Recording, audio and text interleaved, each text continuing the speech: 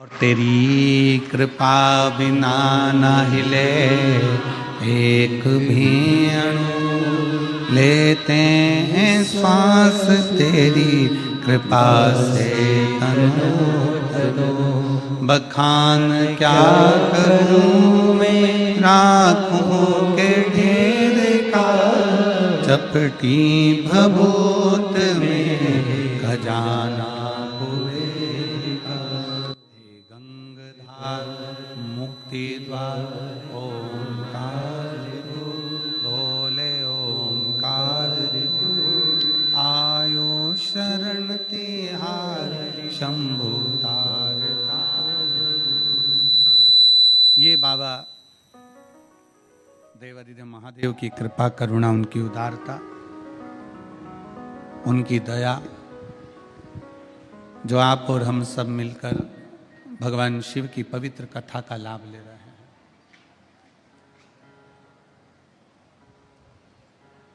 पहले ये बताओ, बाबा विश्वनाथ जी का दर्शन करने में और गंगा नहाने में और शिव पुराण सुनने में आनंद आ रहा है कि नहीं आ रहा है?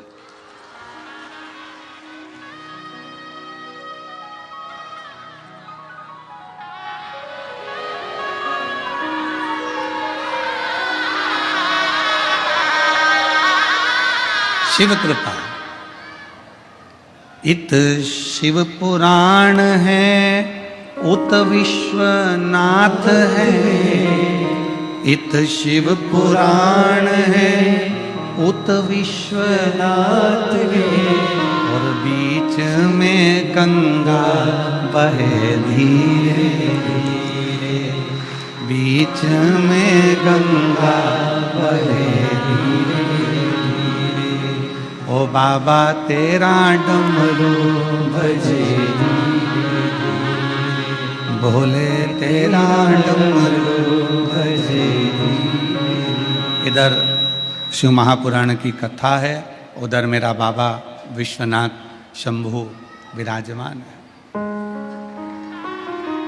और जैसे गंगा की धारा निरंतर बह रही है, अभी परम पूज्य संत शिरोमणि श्री सतुबा बाबा जी कह रहे थे कि ये शिव महापुराण तो निरंतर बहती है, निरंतर। 20 तारीख से चालू हुई, 26 तारीख को यहां विराम हो जाएगी। फिर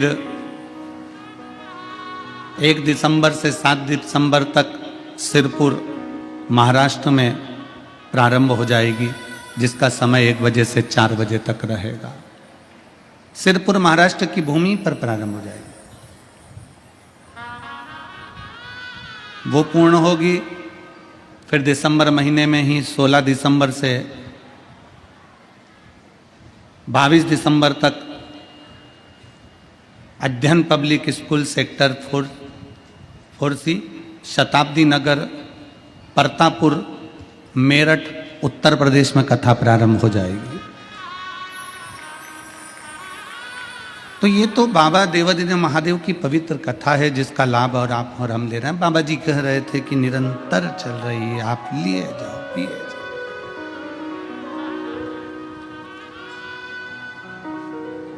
अब गंगा जी बह रही हैं, मां गंगा बह रही हैं। मर्जी तुम्हारी है कि तुम डुबकी लगाओ कि ना लगाओ।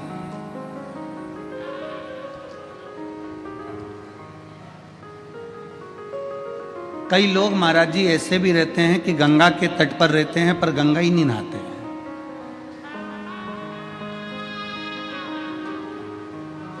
रोज शाम के समय अपनी पत्नी के साथ जाएंगे, भ्रमण करेंगे, घूमेंगे फिरेंगे, गंगा जी के घाट पे फोटो भी खिंचाएंगे, सब कुछ।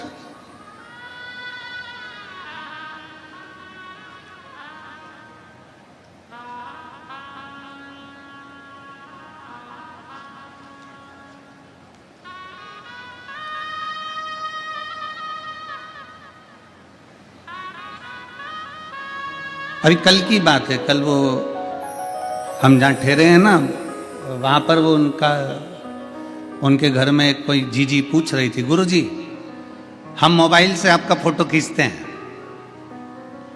और हमने देखा कथा में बैठे बैठे लोग कैमरे से भी फोटो खींचते हैं, आप नहीं खींचते? अच्छा, वाराणसी के लोग बोलते बड़ा मीठा है, एक बात तो है।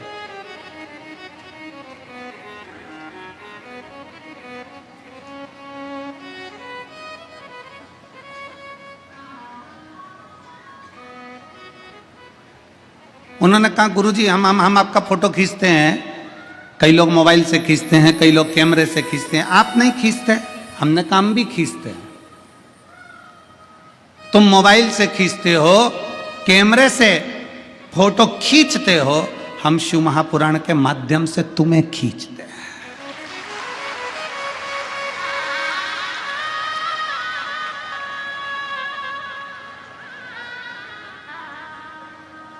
तुम्हारा फोटो डिलीट हो सकता है,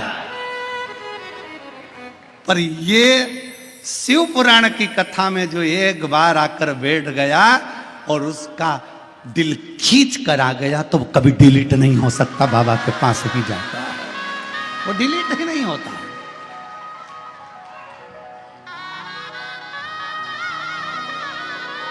अब ये आपके ऊपर निर्भर करता है, आपके ऊपर ये निर्भर करेगा कि आप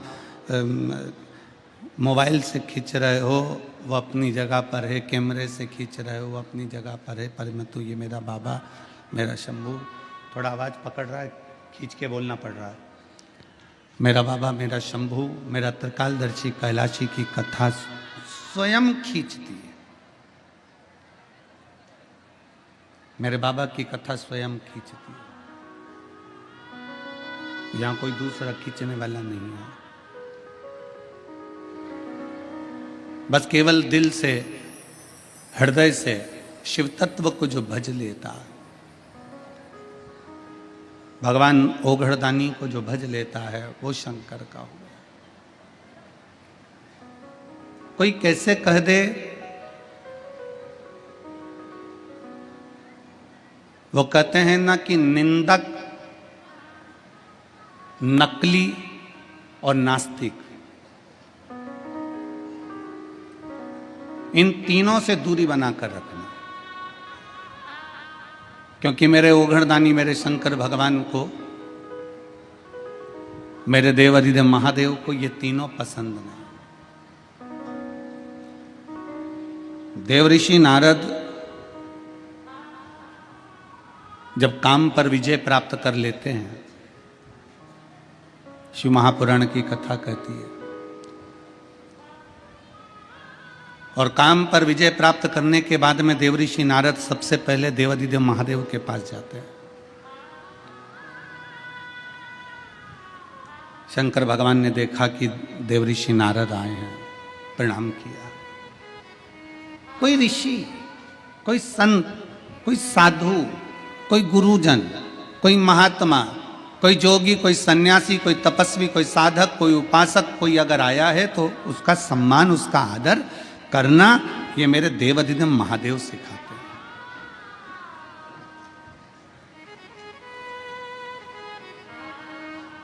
ये मेरे शिव सिखाते हैं। पूरी शिव महापुराण की कथा को उठाकर देख लीजिए, पूरे शंकर के चरित्र को उठाकर देख लीजिए। 24,000 श्लोक की ये शिव महापुराण की कथा, 12 संहिताओं में, 12 खंडों में बटी हुई ये शिव महापुराण की कथा। पूरी कथा में किसी भी देवी या किसी भी देवता की कहीं निंदा नहीं।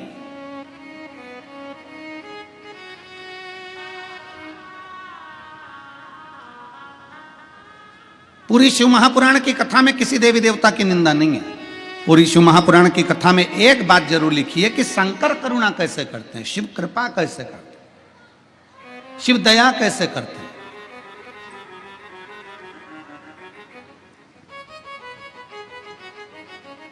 भगवान को प्रिय नहीं है निंदक, भगवान को प्रिय नहीं है नकली, भगवान को प्रिय नहीं है नास्तिक। शिव को प्रिय नहीं है ये तीनों प्रिय नहीं है। ना निंदक प्रिय है, ना नकली प्रिय है, ना नास्तिक प्रिय है। शंकर की प्रियता ही नहीं।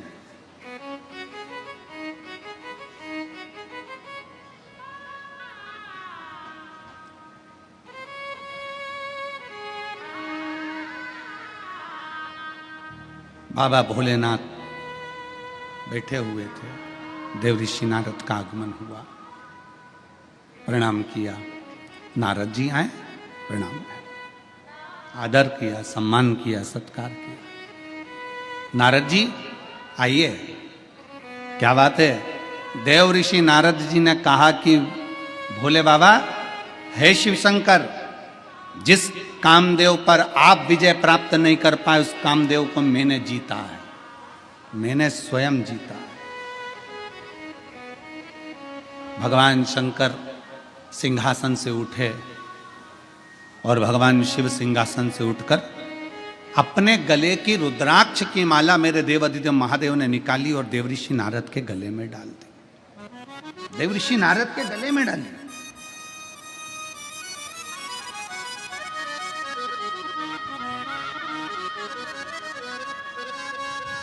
माला का मतलब जानते हो आप लोग? जम के बोलिए जरा। माला का मतलब जानते हो? कोई संत, कोई गुरु, कोई मंदिर, कोई देवालय, कोई शिवालय, कोई महात्मा, कोई सन्यासी, कोई तपस्वी, कोई साधक, कोई उपासक जब भगवान के गले की माला उतार कर तुम्हारे गले में डाल रहा है, कोई संत अपने गले की माला निकाल कर तुम्हारे गले में डाल रहा है, कोई तपस्वी अपने गले की माला निकालकर तुम्हारे गले में डाल रहा है, कोई साधक, कोई उपासक अपने गले की माला निकालकर अगर तुम्हारे गले में डाल रहा है, तो उसका मतलब क्या है? क्या मतलब है उसका? उसका मतलब ये नहीं है कि वो तुम्हारा सम्मान कर रहा है। उसका मतलब ये नहीं है कि तुम बहुत पैसे वाले हो, धनपति हो, करोड़पति हो, या तुमने कोई अच्छा कार्य किया है तो तुम्हें ये माला अपने गले की उतार कर डाल रहा है। ना ना ना, माला अगर भगवान के गले की माला तुम्हारे गले में आ रही है, उसका मतलब ये है कि मेरे परमात्मा के हृदय में जो चित्त वृत्ति में जो राम नाम, कृष्ण नाम, शिव नाम भरा हुआ है, जैसे ही तेरे गले में पहुंचे तो हृदय से वो तेरे भीतर प्रवेश कर जाए और तू भी उस राम नाम, कृष्ण नाम, शिव नाम में डूब जाए। किसी संत, किसी साधु, किसी तपस्वी, किसी साधक, किसी उपासक, किसी महात्मा के गले की माला तुम्हारे गले में अगर आती है तो वो माला डलते से ही तुम्हारे जब हृदय से आकर टच होती है, तो जो संत के हृदय में जो राम, जो कृष्ण, जो शिव बैठा हुआ है, जो संत के हृदय में, जो महात्मा के हृदय में जो उसने तप साधना करी है, राम की करी, दत्त की करी, शिव की करी, कृष्ण की करी, उसके हृदय में जितनी उसने माला जपी है, जो राम कृष्ण शिव उसके दिल में बैठा है, उस राम कृष्ण शिव का दर्शन जैसे ही तुम्हारे गले में माला पहुंचे तो तुम्हारे हृदय में वो राम कृष्ण शिव बैठे और तुम भी भगवान का दर्शन कर सको जैसे वो संत ने दर्शन किया। उसका साक्षीकरण कराने के लिए ये माला का दान प्रदान।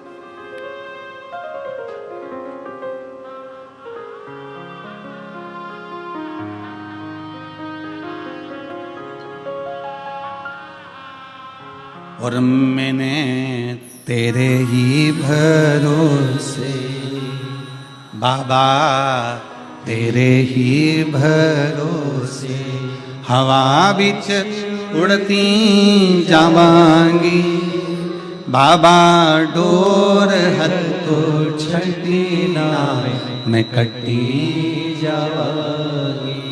भोले मैं तेरी पतन, शंभो मैं तेरी पतन, हवा बिच उड़ती जावांगी बाबा, डोर हथ तो छड़ी ना मैं कटी जावांगी। माला शिव ने अपने गले की रुद्राक्ष की माला निकालकर शंकर भगवान ने देवऋषि नारद को वो माला दे दी। देवऋषि नारद के गले में वो माला आ गई।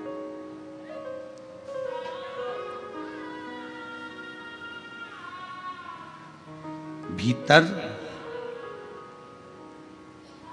देवऋषि नारद के हृदय चित्त में भीतर अहंकार बहुत भर गया था। रुद्राक्ष का सबसे पहला काम है कि महाराज जी अपन आपके आशीर्वाद से परसों के दिन इंटरव्यू में पूछा गया था कि शंकर भगवान तो क्रोध के देवता हैं, भस्म कर देते हैं। शिव जी को तो क्रोध का देवता बताया गया है, वो तो भस्म कर देते हैं। इंटरव्यू लेने वाले वो भव्य जी ने पूछा कि शंकर जी तो क्रोध करते, क्रोध के देवता, आपका क्या कहना है? हमने भव्य जी को एक बात मां गंगा की गोद में बैठकर मणिकर्णिका की साक्षी में कही कि शंकर भगवान को लोग कहते हैं ये भस्म कर देते हैं, पर शंकर को समझो तो सही, शिव अनायास कभी क्रोध नहीं करते, कभी क्रोध नहीं करते। अगर शंकर भगवान क्रोध के देवता होते तो उनका नाम आशुतोष नहीं होता, उनका नाम आशुतोष नहीं होता। शिव क्रोध के देवता नहीं है। शंकर भगवान भस्म करते हैं। किसको भस्म करते हैं? शिव महापुराण की कथा कहती है जो शंकर की शरण में जाता है उसका अहंकार शिव भस्म कर देते हैं। जो शंकर के पास जाते हैं उनके भीतर का काम, आसक्ति, तृष्णा, लोभ, वासना, ये सब भगवान शंकर भस्म कर देते हैं। शंकर भगवान क्या भस्म करते हैं? तो जो शंकर के पास में आता है वो अपने अभिमान को नष्ट कर बैठता है, अभी अपने भीतर की अभिमतता समाप्त कर बैठता है। अग्नि के पास जाओगे तो हाथ में जो वस्तु है वो सबसे पहले जलेगी, तुम्हारे कपड़े सबसे पहले जलेंगे, अर्थात तुम्हारे भीतर जो अहंकार भरा हुआ है, तुम्हारे भीतर जो अभिमतता भरी हुई है, तुम्हारे भीतर जो अहम भरा हुआ है वो समाप्त होगा, वो समाप्त होगा। तुम्हारे भीतर जो भरा हुआ है।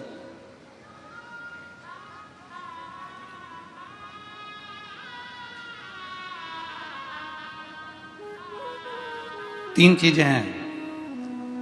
आज काशी की पवित्र भूमि पर कथा सुन रहे हो, जितने आस्था चैनल पर कथा सुन रहे हैं, जितने फेसबुक यूट्यूब पर कथा सुन रहे हो, और जितने इस पवित्र प्रांगण में बैठकर लाखों की संख्या में बैठकर कथा को श्रवण कर रहे हैं, और निवेदन करूंगा, कल एक पत्र था कि गुरुजी आप केवल पंडाल वालों का बोल रहे हो, हम घाट के उस पार बैठकर कथा सुन रहे हैं, हमारा नहीं बोल रहे हो। तो जितने लोग घाट के उस पार मणिकर्णिका पर बैठकर या विश्वनाथ के पवित्र घाटों पर बैठकर उस पार गंगा के माइक से कथा को श्रवण कर रहे हैं, वो भी ध्यान से सुनना। तीन चीजें मेरे शंकर भगवान के दरवाजे पर पहुंचकर देखिए। पहला, शंकर के मंदिर की चौखट जैसे ही पार करते हो, जैसे ही आपने शंकर के मंदिर की चौखट पार करी, समझ लो मंदिर के अंदर जैसे ही प्रवेश करा, वैसे ही चौखट को पार करते ही तुम्हारे जीवन की खटपट समाप्त हो जाती है।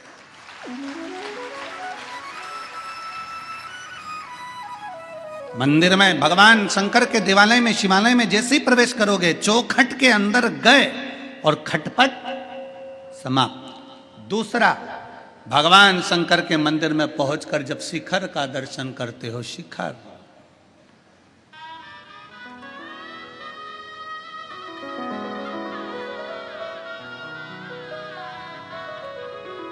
शिखर किसको कहते हैं? बोलिए, जम के बोलिए। जो बनता गया है, पत्थर का बनते बनते बनते बनते ऊपर तक गया, वो शिखर है।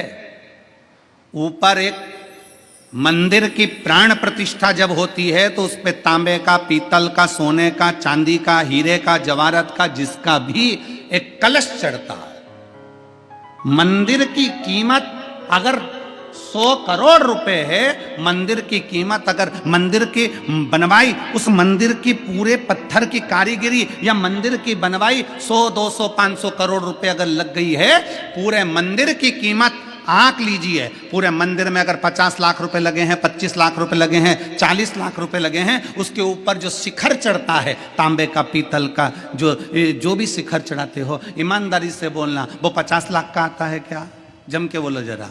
नहीं। वो 2 करोड़ का आता है क्या? नहीं। 10 करोड़ का आता है क्या? नहीं। मंदिर को बनाने में तुम्हारे 10 लाख लग गए, मंदिर को बनाने में तुम्हारे 50 लाख लग गए, मंदिर को बनाने में तुम्हारे 100 करोड़ लग गए, पर उसके ऊपर जो तांबे का, पीतल का शिखर चढ़ रहा है, उसकी कीमत ज्यादा से ज्यादा 10, 20, 25, 50, 1 लाख रुपए होगी, इससे ज्यादा नहीं होगी। मंदिर की कीमत ज्यादा है पर शिखर की कीमत कम है। फिर भी मेरे भोले बाबा ने यह प्रेरणा दी है कि मंदिर भले 100 करोड़ का होगा, पर शिखर अगर 10 का भी है तो कीमत उसकी प्रथम है, क्योंकि छोटे को लेकर ऊपर बढ़ना है, छोटे को लेकर ऊपर बढ़ना है।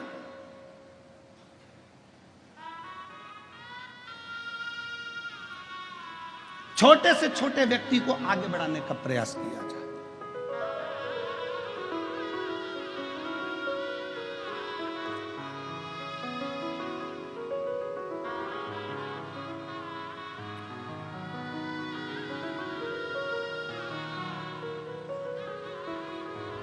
तुम्हारे घर में शादी हुई है? किन किन के घर में शादियां हुई हैं बताओ? छोरा की छोरी की, रिश्तेदार की, देवर की, देवरान, जो भी हो, ननद आदि, किसी की शादी तो हुई है। चलो ठीक है। शादी में बर्तन वर्तन आए हैं? दहेज में आए हैं ना? इतना बड़ा भगोना, इतनी बड़ी परात, इतने बड़े बड़े बर्तन, इतना बड़ा हंडा, इतनी बड़ी थाली, सब बड़े बड़े बर्तन आए। और शादी में चम्मच भी आई, गिलास भी आई, छोटी थाली भी आई, प्लेट भी आई, कटोरी भी आई, बड़े बर्तन। आप में से कितने लोग हैं जिनके घर में सारे जो दहेज में बड़े बर्तन आए थे वो सारे बर्तन आज भी तुम प्रयोग में कर ले रहे हो? रोज प्रयोग में ले रहे हो? रोज उपाय प्रयोग में लेते हो क्या? रोज उसमें खीर बनाते हो क्या? रोज उसमें सब्जी बनाते हो क्या? बड़े बर्तन में रोज सब्जी नहीं बनती, बड़े बर्तन में रोज आटा नहीं उसनता, बड़े बर्तन में रोज चाय नहीं बनती, बड़े बर्तन में रोज खीर नहीं बनती। बर्तन जो छोटे छोटे हैं ना वो तुमने निकाल लिए, रोज प्रयोग में आ रहे हैं। बड़े तो कभी कभी काम आते हैं। उसी तरह मेरे विश्वनाथ कहते हैं कि छोटों को साथ लेकर आगे बढ़ो, क्योंकि ये छोटे हमेशा काम आएंगे, बड़े एक दिन छूट जाएंगे। छोटे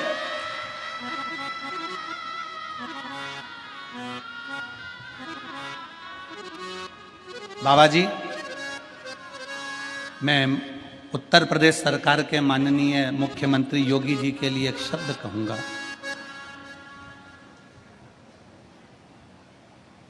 जब कावड़ की यात्रा निकलती है उत्तर प्रदेश की धरा पर, तो माननीय मुख्यमंत्री योगी जी, उत्तर प्रदेश सरकार के माननीय मुख्यमंत्री जी एक एक सब्जी के ठेले वाले तक का ध्यान रखकर कहते हैं कि इनके ठेले चलते रहें, इनका सामान बिकता रहे, इसलिए सनातन धर्म आगे बढ़ता रहे, उसकी ध्यान रखकर चलते। मैं उत्तर प्रदेश सरकार के माननीय मुख्यमंत्री योगी जी को यह साधुवाद दूंगा कि छोटे से छोटे व्यक्ति का भी ध्यान रखते रखते रखते रखते आगे बढ़ते, छोटे से छोटे। और शिव तत्व इसी को कहते हैं, भगवान शंकर का तत्व इसी को कहते हैं, मेरे उघड़दानी का तत्व इसी को कहते हैं, जो छोटे पर भी ध्यान दिया जाए, एक कमजोर से कमजोर व्यक्ति का भी ध्यान दिया जाए।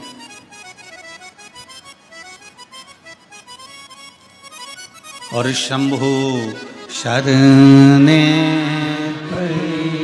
मांगू घड़ी रे, दुख काटो दया करीन दर्शन।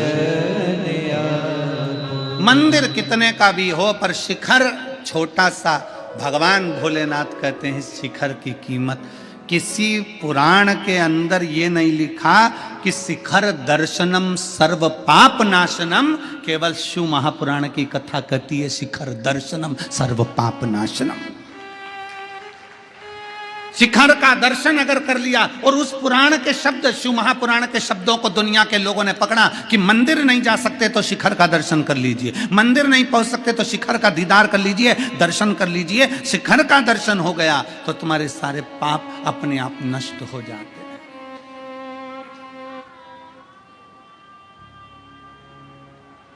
अपने आप।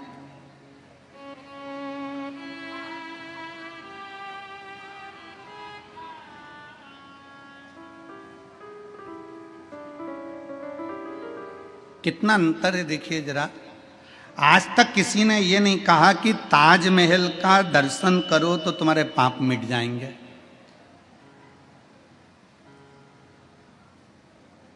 और तुम में से किसी के मिटे हो तो हमें बता देना। कोई ने आज तक नहीं कहा कि ताजमहल का दर्शन करो तो पाप मिट जाएंगे। क्यों? क्योंकि अंतर है। दुनिया के लोग ताजमहल देखने जाते हैं, दर्शन के लिए नहीं। देखने और दर्शन में अंतर है। देखने के लिए लोग ताजमहल जाते हैं और दर्शन के लिए लोग विश्वनाथ आते हैं। अब दोनों में अंतर क्या है? ताजमहल देखने से काम जागता है।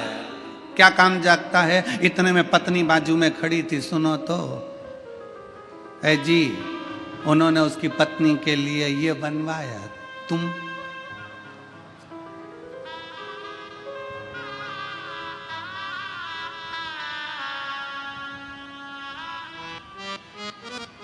देखने से काम जागृत हो गया। और विश्वनाथ की नगरी में आइए, यहां काम नहीं जागेगा। एक बार पत्नी का हाथ पकड़कर मणिकर्णिका के घाट पर ले जाके बिठा दो, दूसरी बार कहेगी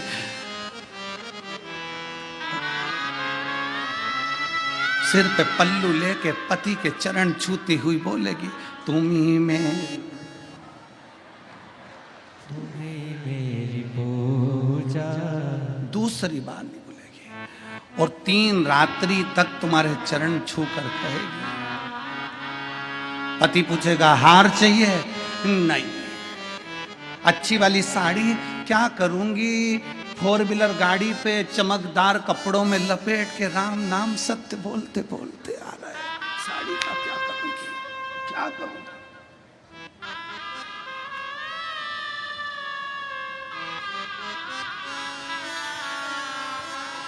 अरे देख लिया संसार हमने, देख लिया सब मतलब के यार हमने, देख लिया झूठे नाते झूठे रिश्ते, झूठे नाते झूठे रिश्ते, अरे झूठा है संसार हमने देख लिया सब मतलब के यार हमने देख लिया। तुरंत धर्म पत्नी कह देगी नहीं नहीं, अब मेरे को कुछ नहीं चाहिए, मैं तो बस देखने में, ताजमहल देखने में काम बढ़ रहा है, ताजमहल देखने में आसक्ति बढ़ रही है, ताजमहल देखने में वासना बढ़ रही है। पर विश्वनाथ की धरा पर शिखर का दर्शन कर कर, मणिकर्णिका के घाट का दर्शन कर कर, गंगा का स्नान कर कर, यहाँ देखा नहीं है, यहाँ दर्शन करा। दर्शन करा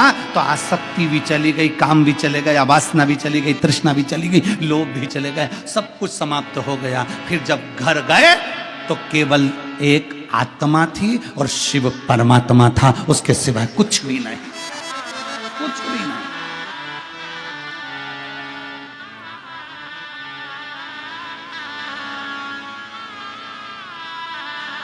केवल आत्मा और परमात्मा। देवर्षि नारद के गले में माला पिनाई भगवान शंकर ने, अपने रुद्राक्ष की माला।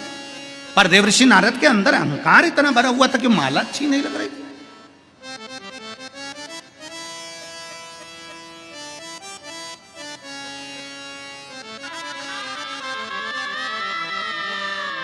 महाराज जी, सभी बड़े बड़े जो, बहुत बड़े बड़े जो महात्मा आदि कथाकार होते हैं, उनके यहाँ कोई मिलने जाता है तो वो इतना बड़ा बड़ा प्रशस्ति पत्र, फोटो सब देते हैं।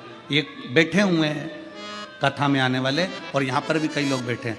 हमारे सीहोर में कोई भी मिलने आता है, चाहे बड़े से बड़ा संत, साधु, तपस्वी, साधक, उपासक, या कोई राजनेता, सत्ताधारी भी आए, हमारे यहाँ उसको प्रमाण पत्र या फोटो या कोई मोन्टो नहीं दिया जाता। हमारे यहाँ तो केवल एक रुद्राक्ष दिया जाता है, जो मेरे शंकर भगवान ने देवर्षि नारद को दिया।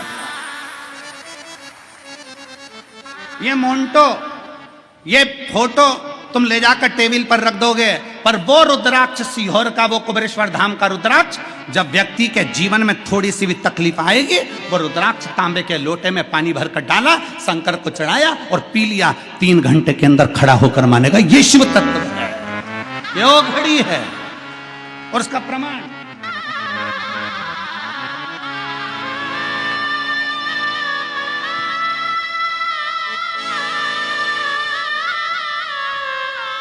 मैं सविता तिवारी, पति रमेश तिवारी, वाराणसी क्षेत्र की रहने वाली हूँ।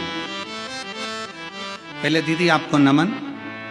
और इसमें आपकी चांदी की थाली नहीं है, जो आपने चांदी की थाली भेजी थी वो कार्यकर्ताओं के पास प्राप्त हो गई है, आपको धन्यवाद।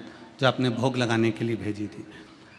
मैं सविता तिवारी, पति रमेश तिवारी, वाराणसी क्षेत्र की रहने वाली हूँ। गुरुदेव बाबा का मैं क्या बखान करूँ, मेरे पास शब्द नहीं है। गुरुदेव कहीं बैठी हैं तो हाथ हिला सकती हैं। अगर कहीं बैठी हो, सविता तिवारी, रमेश तिवारी, वाराणसी क्षेत्र के रहवासी, कहीं बैठे हो तो एक बेलपत्री लेने के लिए आ सकते हैं। एक लोटे जल का मैं क्या वर्णन करूं गुरुदेव।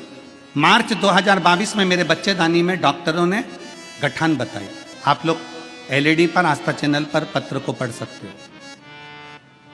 2022 मार्च के महीने में बच्चेदानी में डॉक्टर ने गठान बताई, जिसका मैंने 5 महीना दवा खाई, लेकिन दवाई का कोई प्रभाव नहीं पड़ा, जिसके कारण मुझे ऑपरेशन कराना पड़ा। गुरुदेव ऑपरेशन के 6 महीने बाद पुनः दर्द शुरू हुआ और दोबारा डॉक्टर को दिखाया तो डॉक्टर ने कैंसर बताया। डॉक्टर ने कैंसर बताया। कैंसर का सुनते ही मैं डर गई। अब मेरे बच्चों का क्या होगा, सोच में पड़ी। गुरुदेव कथा तो मैं सुनती थी, लेकिन विश्वास नहीं था। लिखने वाली ने जो सत्य होता है मेरे भोले बाबा को वो ही प्रिय होता है। एक बार इसके लिए धन्यवाद लिखो, ताली बजाओ कि उसने लिखा तो सत्य लिखा। गुरुदेव कथा तो मैं सुनती थी, पत्र में आप पढ़ रहे हैं, कथा तो मैं सुनती थी, लेकिन मेरा विश्वास नहीं था कि एक लोटे जल से ये सब संभव होगा। क्या ये सब संभव हो सकता है एक लोटे जल से? फिर भी मैंने बाबा की कृपा से जल का उपाय करना प्रारंभ करा, आंकड़े की जड़ का भी प्रयोग करना प्रारंभ करा। जो मुझ सुन लेती थी कथा में वो सब कर लेती थी। और गुरुदेव बाबा ने मेरी सुनी। बाबा ने ऐसी कृपा करी, मेरे को जब कैंसर निकला, कैंसर निकलने के बाद मेरी दूसरी जांच कराने के लिए वापिस लेकर गए। मैं बाबा का जल पीती, बेलपत्र खाती, बाबा को नमन करती, और बाबा की ऐसी कृपा हो गई कि बाबा के द्वारा मेरा दूसरी बार जब जांच कराई जाई तो ऐसा चमत्कार किया कि कैंसर तो निकला ही नहीं, और बाबा की कृपा से मेरा कैंसर नहीं था, पर मुझे एक बीमारी बता दी जिसका नाम था हेपेटाइटिस बी निकला। गुरुदेव डॉक्टर ने मुझे आजीवन दवा खाने का बोला। गुरुदेव फिर भी मैं बहुत चिंतित थी, क्योंकि कीटाणु 63,000 हो चुके थे। हेपेटाइटिस बी के कीटाणु 63,000 हो चुके थे। फिर भी मैंने बाबा पर विश्वास किया, और एक दिन स्वप्न में मैंने देखा कि आपका जो फोटो था उस फोटो पर से बेलपत्र नीचे गिरी। मैं समझ गई कि बेलपत्र खाना है। केवल मैंने स्वप्न में देखा। गुरुदेव आपका फोटो पर से बेलपत्र गिरते हुए देखा, और मैंने तुरंत बेलपत्र खाना प्रारंभ कर दी। और बेलपत्र खाते खाते बाबा की ऐसी कृपा हो गई, नवंबर 2024 में मेरी वापस जांच हुई, और बाबा की कृपा से मेरी जो हेपेटाइटिस की बीमारी थी वो भी समाप्त हो गई। आज बाबा की कृपा से ना मुझे कैंसर है ना हेपेटाइटिस है। मेरे बाबा ने मुझे अच्छा कर दिया, इसलिए मैं बाबा को यहाँ प्रणाम करने के लिए आई हूँ। एक लाइन अच्छी लिखी है, आप और हम गुनगुनाते हैं। खाली ना जाता कोई दर से तुम्हारे, खाली ना जाता कोई दर से तुम्हारे, मैं भी खड़ी हूँ नन्ही बाहें पसारे, अपने हृदय से लगा लो, गिरा जा रहा हूँ, उठा लो, मैं सविता तिवारी, पति रमेश तिवारी, वाराणसी क्षेत्र की रहने वाली हूँ। शिव तत्व है ये, उघड़ी है शंभु।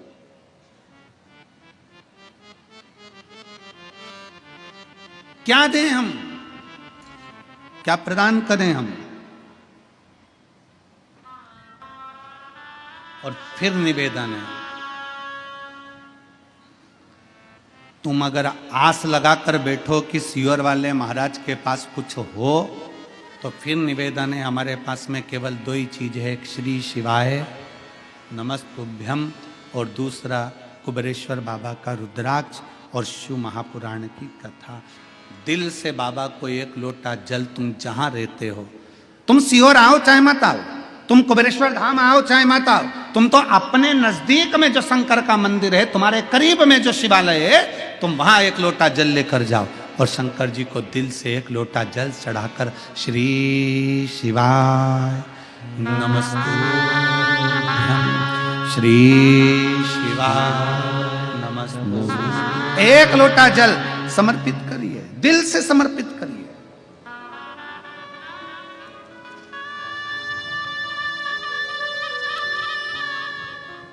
दिल से सारी समस्या का हल एक लोटा जल। श्री शिवाय नमस्तुभ्यम जपते रहो, स्मरण करते रहो, भजते रहो।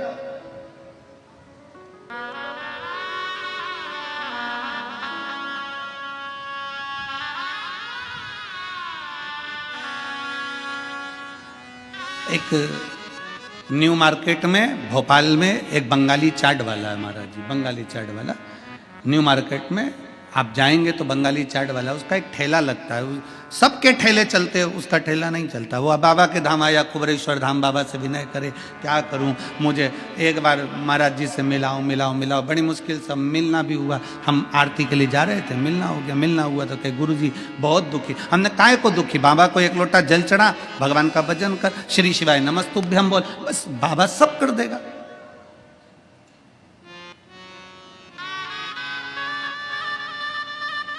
हमने कहा फिरोजाबाद की कथा में हमने कहा था कि अपने दरवाजों पर, अपनी गाड़ी पर, अपनी दुकान पर श्री शिवाय नमस्तुभ्यम लिख दे, उसके भरोसे छोड़।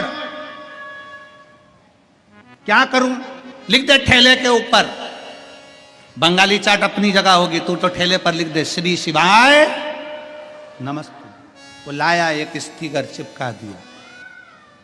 कल हम अपने मोबाइल से, जो आशीष जी का मोबाइल है, उससे हम आपको दर्शन कराएंगे उसके ठेले की भीड़ का, और श्री शिवाय नमस्तुभ्यम लिखेगा।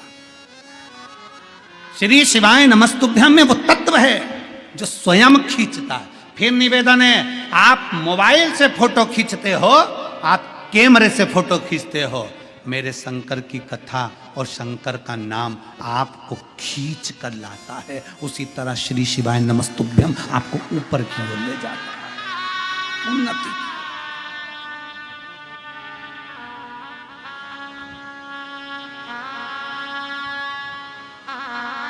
देव ऋषि नारद के गले में रुद्राक्ष की माला दी, सुहाई नहीं, देव ऋषि नारद को अच्छी नहीं लगी रुद्राक्ष की माला।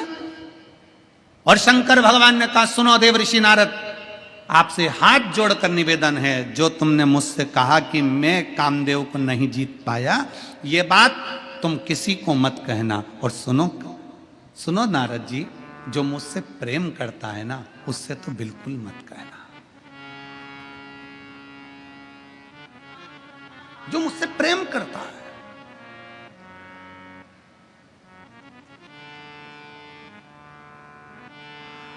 राम जी शिव जी से प्रेम करते हैं, शिव जी जम के बोलो राम जी से प्रेम करते हैं। नारायण शंकर भगवान से प्रेम करते हैं, शंकर भगवान नारायण से प्रेम करते हैं।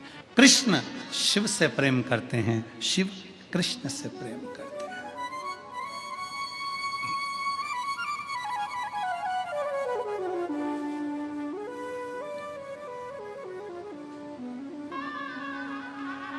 और हम और आप विवादों में घिरे हुए हैं, हम और आप विवादों में घिरे हुए हैं।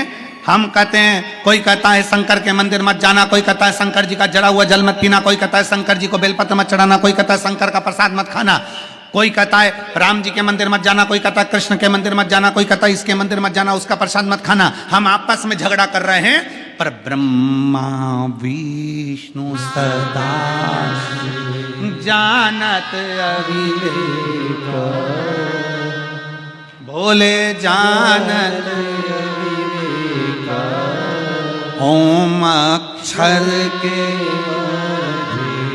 प्रणव अक्षर के यह तीनों एक, ओम हर हर हर।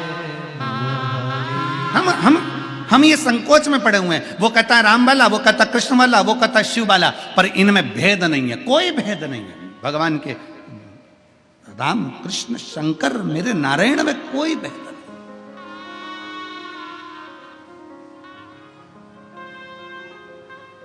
कितनी सुंदर बात भगवान शंकर करें, जो मुझे चाहे ना उससे जाकर ये मत कह देना तू निंदा मत करना।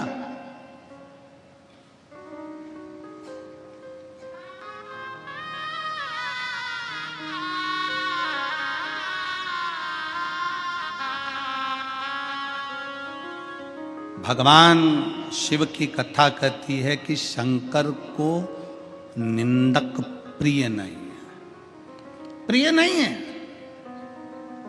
निंदक, नकली और नास्तिक शंकर को प्रिय नहीं है। कल कथा में क्या कहा था आपको, सबको याद है कथा की बात? जम के बोलो जरा। कल कथा में कहा था कि शंकर भगवान को एक बूंद दूध चढ़ाओ, एक चम्मच दूध चढ़ाओ, पर असली चढ़ाओ, देसी गाय का चढ़ाओ, नकली मत चढ़ाओ। सुना था कि नहीं सुना था? जम के बोलो जरा। सुना था ना, क्योंकि शिव जी को नकली प्रिय है ही नहीं।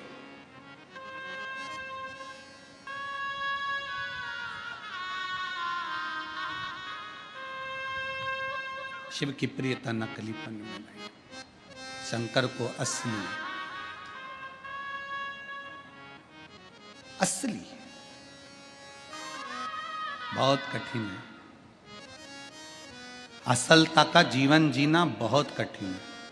नकली जीवन जीना तो सरल है, बहुत सरल। कर्जे में लदालू हो गए, पैसा नहीं है, और दुनिया के आगे विचार करो कि हम तो बस मुस्कुराते हुए दिखे, ऐसे दिखे वैसे दिखे, करोड़ों का धन है। ना ना, असलीता का जीवन जियो। हमारे पास नहीं है ना, नहीं है, फिर भी हम खुश हैं, ये मेरे बाबा की कृपा है।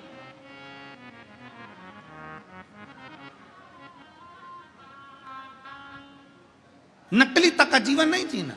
अब नकली तक का जीवन जीने से मालूम पड़े शादी होना है, बता दिया साहब हमारी लड़की सिलाई भी जानती है, बुनाई भी जानती है, कढ़ाई भी जानती है, और भोजन बनाना भी जानती है, और साहब हमारा लड़का इतना बढ़िया लड़का वहाँ जॉब कर रहा है, और वहाँ है वहाँ है, ऐसा है वैसा है। जो सत्य है वो सत्य है। एक पत्र है,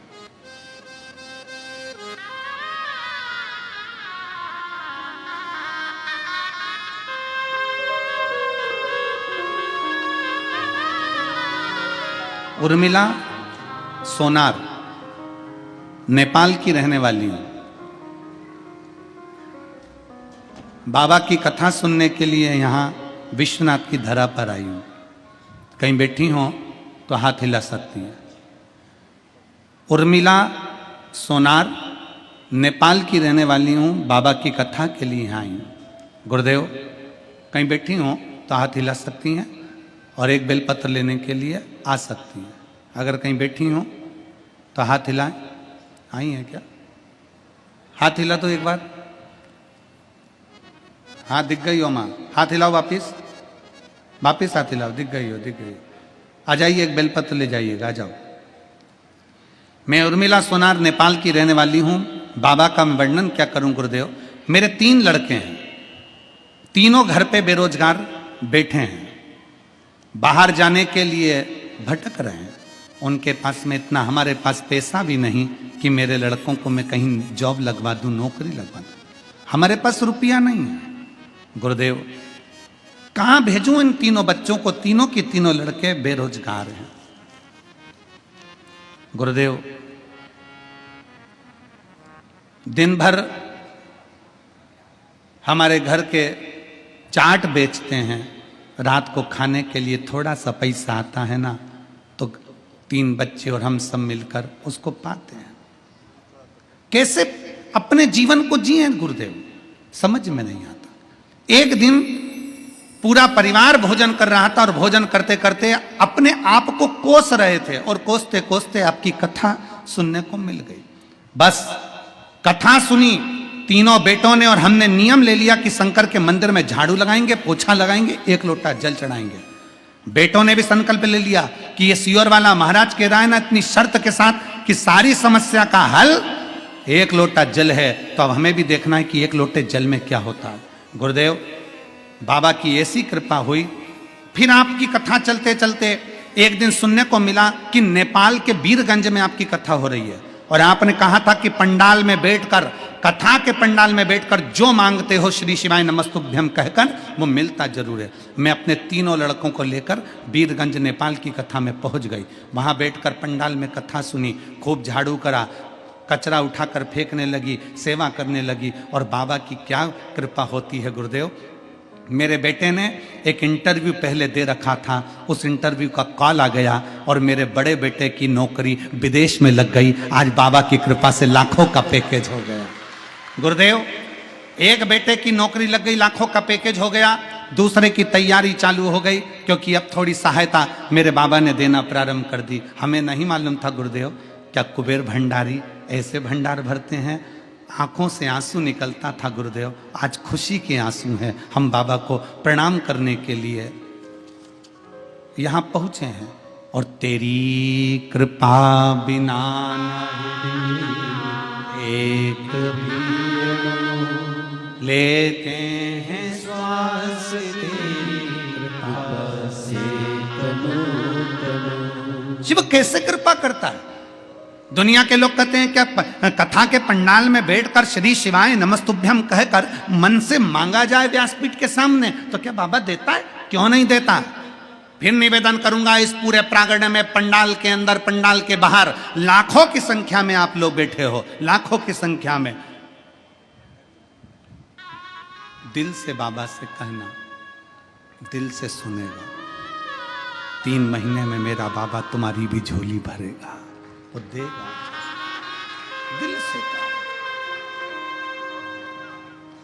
मेरे भोले तेरा सहारा है, मेरे बाबा तेरा सहारा है, मेरी नैया का तू किनारा, मेरी नैया का तू किनारा। मेरे बाबा तुझे पुकारा है, मेरे भोले तुझे पुकारा है, मेरी नैया का तू किनारा है। उस माँ ने एक बात लिखी, वो हम बताना भूल गए, वो भी सुन लो।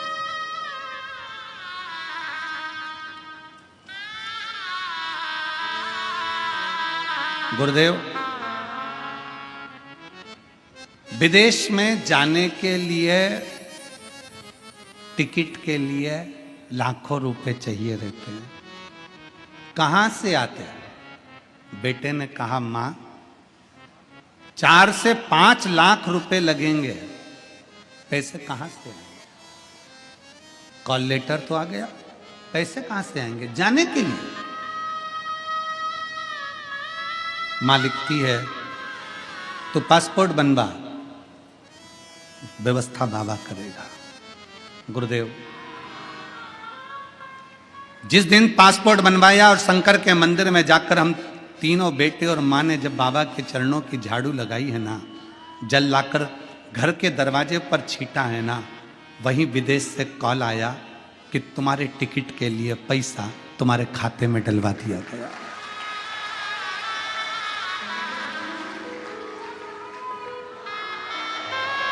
पैसा खाते में डलवा दिया गया। शायद ये होता नहीं, पर बाबा की कृपा है, शिव कृपा है। उस पर करा भरोसा, उस पर करा गया विश्वास, उसकी दृढ़ता, उसका भरोसा टूटता नहीं। किसके आश्रित होकर जी रहे हो? दुनिया के लोग कहते हैं हम तुम्हारे सहारे, हम तुम्हारे सहारे। हम कई बार सतुआ बाबा जी से हमने कई बार चलते चलते बाबा जी से कहा आपके आशीर्वाद से ये सब कथा, तो बाबा जी तुरंत कह देते नहीं नहीं नहीं, ये विश्वनाथ करा रहे हैं और विश्वनाथ करने वाले हैं और विश्वनाथ ही करेंगे। इसमें कोई दूसरा नहीं कर सकता। इसमें विश्वनाथ करने वाले, विश्वनाथ कराने वाले और विश्वनाथ ही कर रहे हैं। आ जाइए।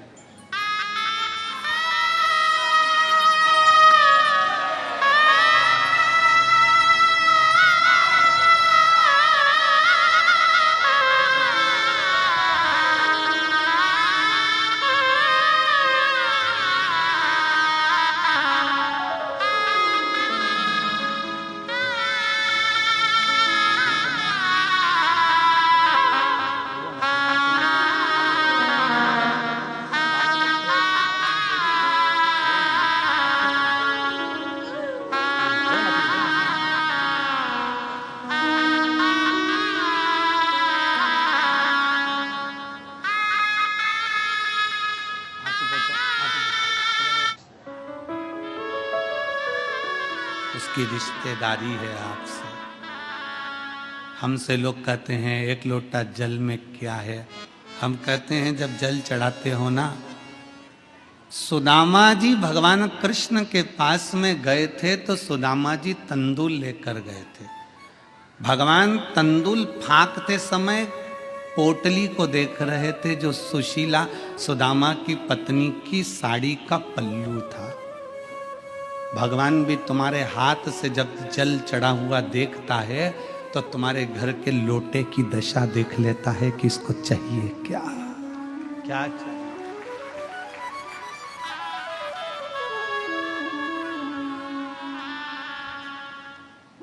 संबंध शिव से है। पहले दिन कथा में कहा था, कथा सुनने के लिए आप कहीं नहीं आए हो, कथा सुनने के लिए अपने बाप के घर आए हो, अपने पिता के घर, अपने बाप के घर आए हो। कौन सी बेटी है इसमें से जिसके पिताजी उसको देकर नहीं भेजते? ऐसी जगत में कोई बेटी नहीं, ऐसा जगत में कोई बेटा नहीं। बेटा अपने पिता को कुछ दे चाहे नहीं दे, पर बेटा कहता है कि पापा हम काशी जा रहे हैं, पापा हम हरिद्वार जा रहे हैं, पापा हम घूमने जा रहे हैं। तो घर से जब बच्चे निकलते हैं तो हम बूढ़े माँ बाप के पास कुछ नहीं हो तो भी 10 रुपए तो हाथ में पकड़ाई देते हैं, ले ये लेकर जाना, ये शॉल ले जा ठंड लगेगी ओढ़ लेना, ले ये तकिया ले जा, ले ये चद्दर ले जा बेटा ओढ़ लेना ठंड पड़ेगी। घर के बुजुर्ग देकर भेजते हैं। घर की बेटी जब मायके से जाती है तो उसको देकर भेजा जाता है। कुछ भी देंगे, पल्लू में झोली में थोड़ा सा खोचा डाल देंगे, थोड़ा सा चावल डाल देंगे, पर देकर भेजते हैं। उसी तरह पिता के घर में कथा सुनने के लिए आए हो तो मेरा विश्वनाथ भी इस पंडाल से खाली नहीं भेजेगा, तुम्हें देकर भेजेगा। देकर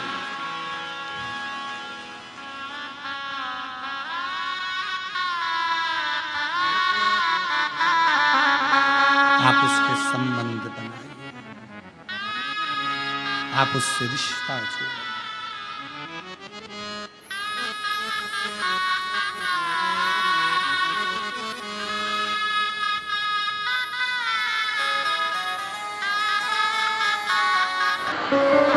जहाँ जगह मिले वहाँ बैठकर भगवान देवाधिदेव महादेव की पवित्र शिव महापुराण की कथा के पवित्र भाव को भजते हुए शिव नाम का स्मरण करेंगे। अपने दिल की बात बाबा से कहेंगे। जहाँ जगह मिले वहाँ बैठकर दिल से बाबा को प्रार्थना करें।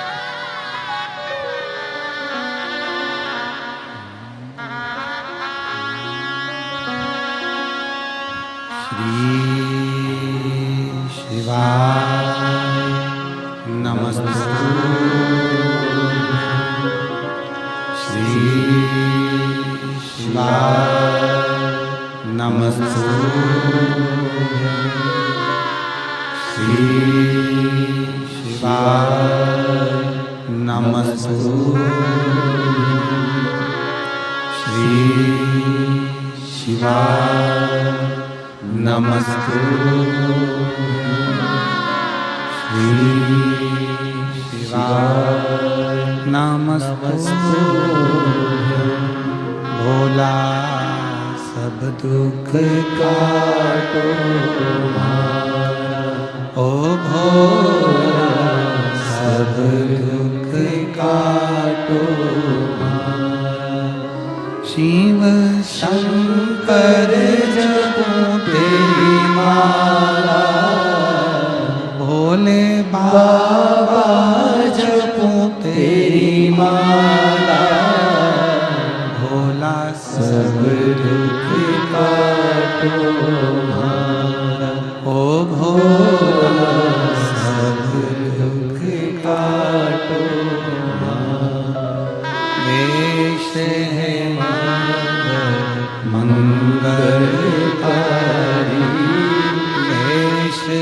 मंगल मंगलकारी।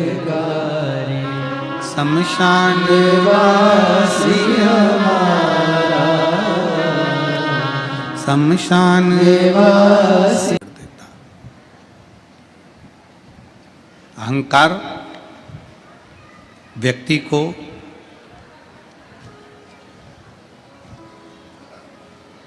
परमात्मा से दूर करता है। जिस दिन हमने अहंकार का त्याग कर दिया, अभिमान का त्याग कर दिया, उस दिन ये समझ लेना कि परमात्मा हमारे करीब में आ गया। शिव के करीब में आने का सबसे सुंदर तरीका है अपनी अभिमतता का त्याग कर दो, अपने अहंकार का त्याग कर दो।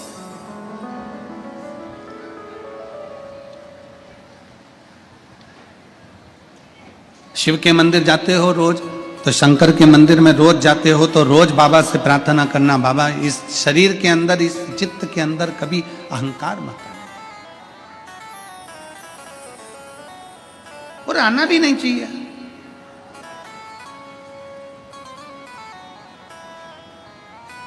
इस शरीर में जो चीज अंदर जाता है उसको त्यागना ही पड़ता है। नहीं त्यागेंगे तो शरीर को रोगी बना देगी। हम भोजन करो, पेट भर कर करो,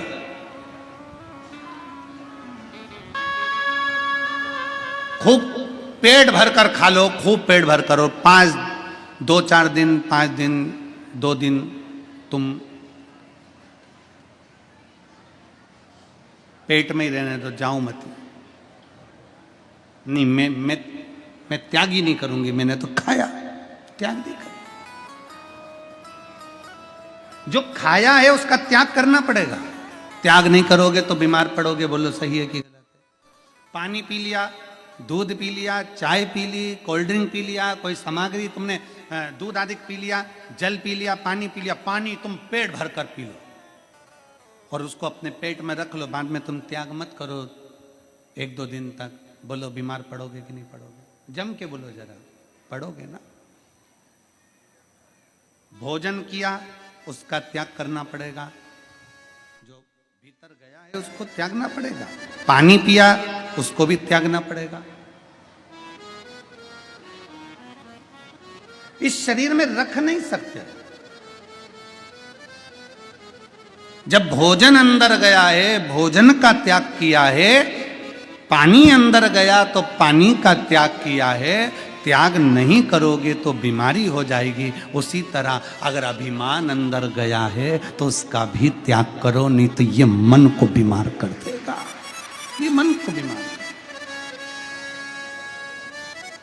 अभिमान को बाहर निकालना पड़ेगा, अहंकार को बाहर करना पड़ेगा। देवऋषि नारद नहीं कर पाए।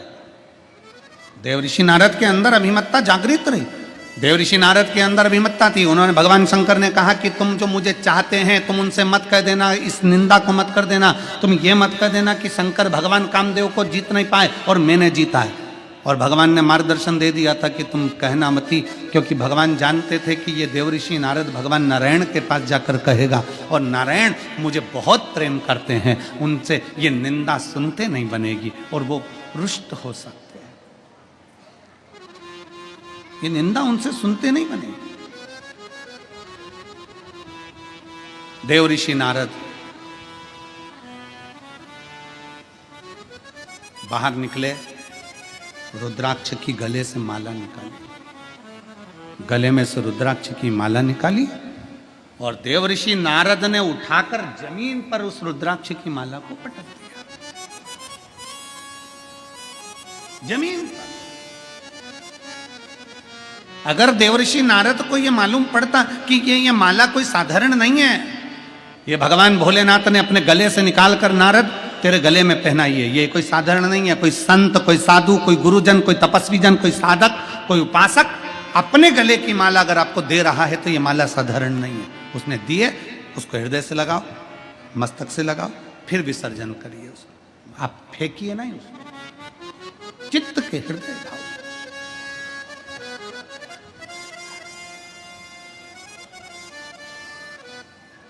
हमारे सतुआ बाबा जी तो कहते हैं, जब विश्वनाथ जी के मंदिर में दर्शन करने गए और विश्वनाथ जी के मंदिर में से इतनी सारी माला उन्होंने पिना दी। पुजारी जी ने, उनको नमन करता हूँ। खूब सारी माला उन्होंने, जितनी देर अभिषेक चलता रहा उतनी देर वो माला पहनाते, खूब सारी माला बाबा जी को भी पहनाई, हमको भी पहनाई।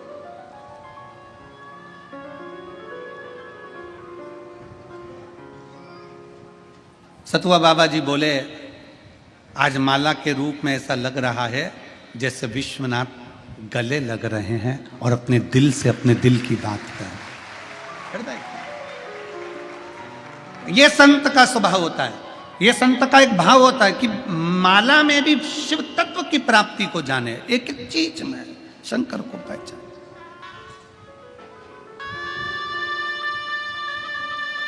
और मेरे भोले तेरा सहारा, हम हर चीज में शंकर को पहचानने का प्रयास करें। देवऋषि नारद ने रुद्राक्ष की माला को उतारकर जमीन पर फेंक दिया, चल दिए। सामने से नंदी आ रहे थे, नंदी ने देखा कि बाबा के गले की रुद्राक्ष की माला जमीन पर पड़ी है, जमीन पर।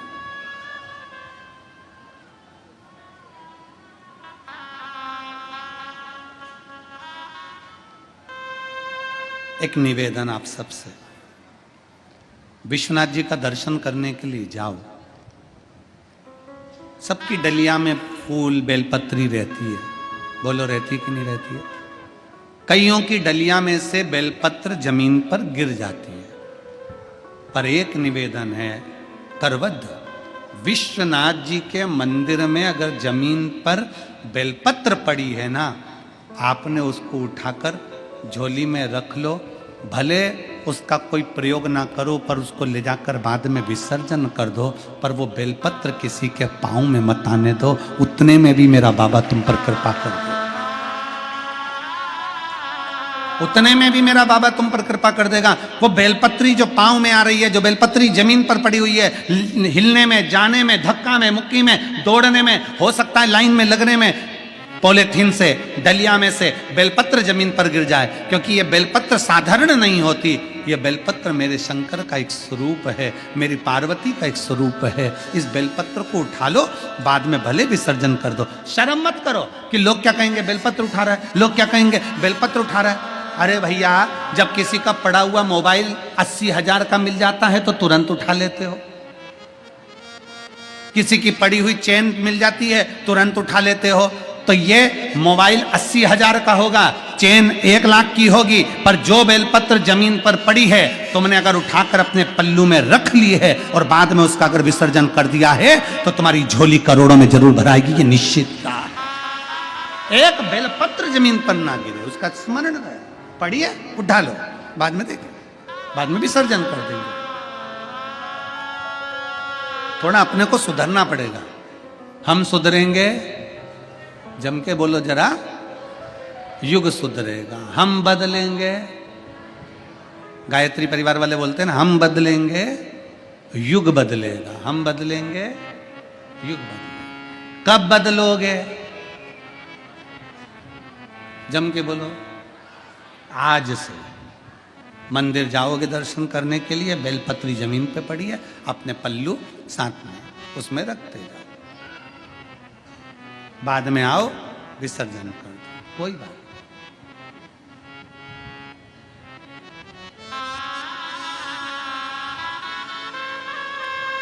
उसके मंदिर को स्वच्छ रखिए, स्वच्छ,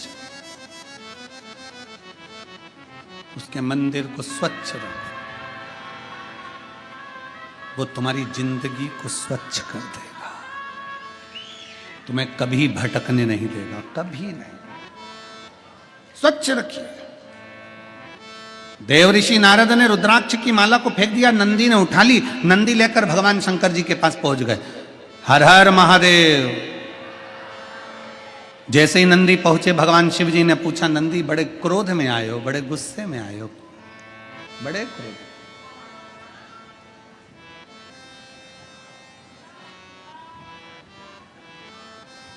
बहुत गुस्सा है नंदी, तुम इतना क्रोध।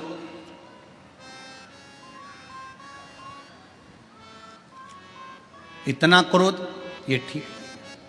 क्यों इतना क्रोध कर रहे हो? इतना गुस्सा किस लिए?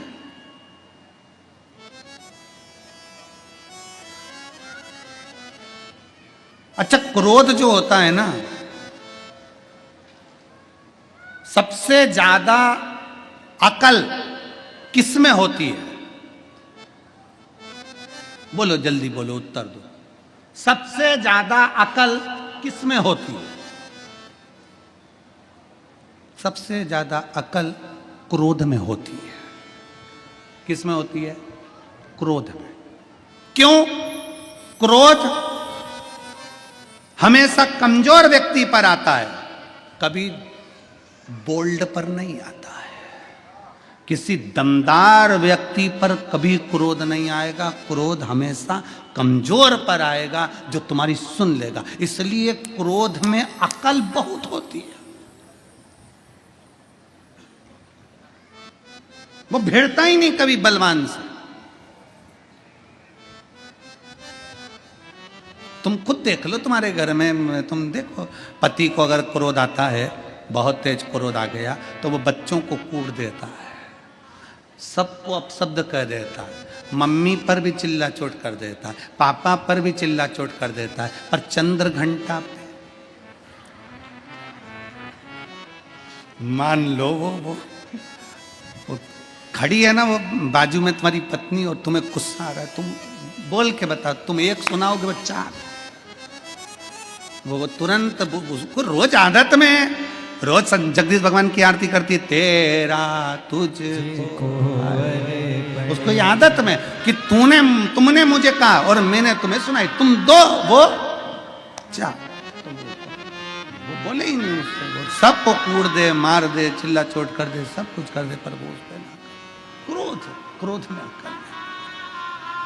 नंदी, ए नंदी, तो इतना क्रोध में क्यों है? नंदी कहता है, मुझे क्रोध इसलिए आ रहा है क्योंकि देवऋषि नारद ने आपके गले के रुद्राक्ष की माला को जमीन पर पटक दिया। रुद्राक्ष की माला? हाँ, कोई बात नहीं। अब जरा ध्यान देना, बहुत सावधानी से सुनना। प्रश्न करने वाले प्रश्न करते हैं कि शंकर जी को भस्म कर देते हैं, क्रोध कर देते हैं। शिव पुराण कहती है, जिसके गले की माला देवऋषि नारद ने जमीन पर पटक दी हो, वो शंकर कह रहे हैं, नंदी गुस्सा मत करो, क्रोध मत करो, अब जो हो गया वो हो जान दो। माला मुझे दे दो, मैं वापिस पहन लूँ। माला मुझे दो, मैं वापिस पहन लूँ। वापिस? हाँ प्रभु। शंकर भगवान नंदी कह रहे हैं, आप देवऋषि नारद के गले की चढ़ी हुई माला वापिस पहन लोगे? शंकर भगवान कहते हैं, सुनो नारद, बेलपत्र और रुद्राक्ष, तुलसी का दल, ये तीन ऐसे हैं जो कभी अशुद्ध नहीं होते। ये शुद्ध की शुद्ध है। बेलपत्र, रुद्राक्ष और तुलसी का दल या तुलसी की माला, ये कभी अशुद्ध नहीं होती। ये शुद्ध की शुद्ध है, इसमें अशुद्धता नहीं है, ये शुद्ध है। अब कई माताएं बड़े बहुत सारे प्रश्न करते हैं, कई लोग प्रश्न करते हैं, अरे गुरुजी तुमने तो सबको गले में रुद्राक्ष पहना दिया, अरे गुरुजी तुमने सबके गले में रुद्राक्ष पहना दिया, कोई यहाँ जा रहा, कोई वहाँ जा रहा, कोई ये कर रहा, कोई वो कर रहा, कोई गुटखा खा रहा, कोई पान खा रहा, कोई ये कर रहा, कोई वो कर रहा, और तुमने सबको कह दिया कि रुद्राक्ष पहनो, रुद्राक्ष पहनो।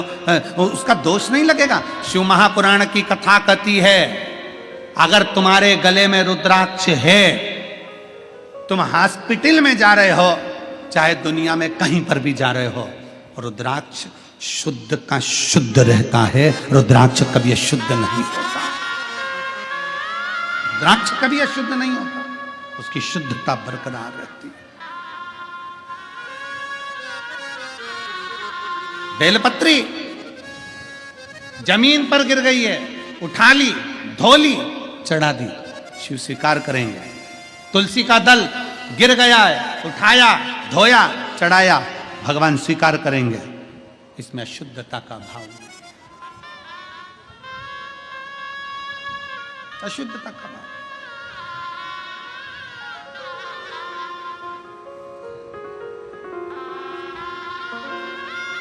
कई लोग कहते हैं गिरा हुआ क्या भगवान को चढ़ा सकते हो? अरे महाराज जी कहां कहां की बात सुनाते हो, गिरा हुआ क्या भगवान को चढ़ा सकते हो? शिव महापुराण की कथा कहती है जो गिरा वो तो ठीक है, इंसान भी तो कभी कभी ऐसा कर्म कर जाता है कि गिर जाता है तो भी तो भगवान स्वीकार करता है, तो भी तो भगवान स्वीकार करता है।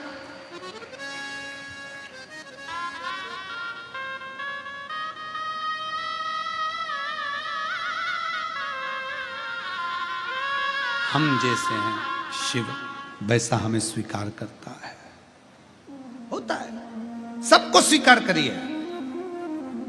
अभी हमारे केसरी जी और ये सब पूरी टीम समिति की भोजन भंडारा चला रही होगी, भंडारा चल रहा होगा तो भंडारे में मिर्ची भी आती होगी, हरी मिर्ची। कहाँ है केसरी जी, कहाँ है? मिर्ची वगैरह ला रहे हो कि ना ला रहे हो? ला रहे हो ना? है?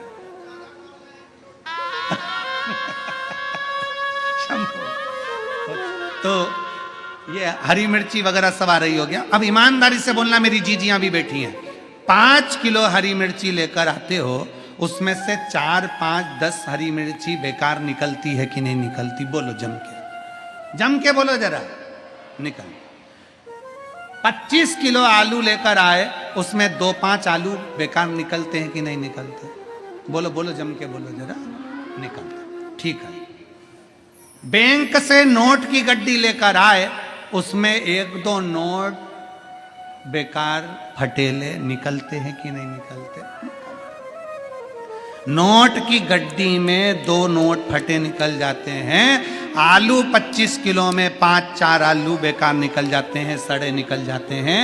10 किलो मिर्ची में 2-5 मिर्ची सड़ी निकल जाती है।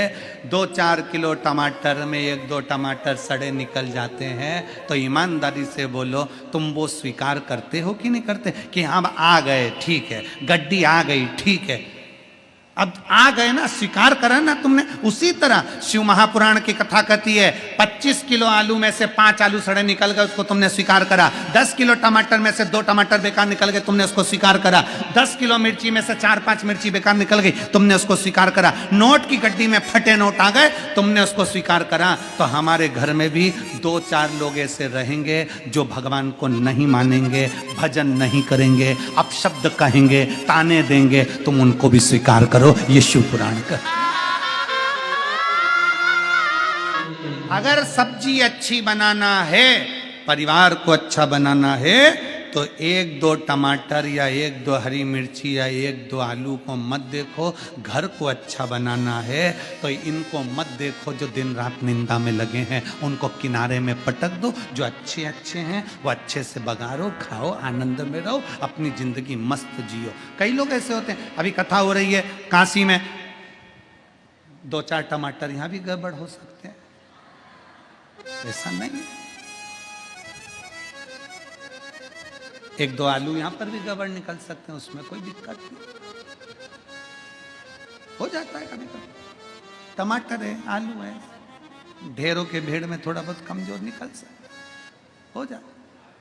और निवेदन है 1 दिसंबर से 7 दिसंबर तक जो सिरपुर जिला धूलिया महाराष्ट्र की पवित्र कथा जो होने वाली है, उनसे भी निवेदन मिलेंगे बहुत सारे जीवन में, पर ध्यान रखना कि अपन को जोड़ कर चलना है, सबको जोड़ कर चलो, सबको। देव ऋषि नारद, तुम जाकर भगवान नारायण से कुछ मत कहना। पर नारद तो नारद थे, सीधे पहुंच गए भगवान विष्णु के पास। भगवान नारायण, श्रीमन नारायण, श्रीमन नारायण, श्रीमन नारायण, श्रीमन नारायण। पहुंच गए। भगवान विष्णु के नेत्र खुले, नारायण ने पूछा, देव ऋषि नारद आए, प्रणाम नारद जी, आइए। शंकर भगवान ने देव ऋषि नारद को बैठने के लिए स्थान दिया था। शंकर भगवान ने देव ऋषि नारद के गले में माला भी पहनाई थी, पर भगवान विष्णु ने देव ऋषि नारद को बैठने के लिए स्थान नहीं दिया। क्यों? क्योंकि भगवान नारायण जानते थे कि मेरे स्वामी, मेरे देवाधिदेव महादेव ने स्थान दिया, वहां नहीं बैठा, तुम्हें क्या स्थान? क्यों नहीं दिया?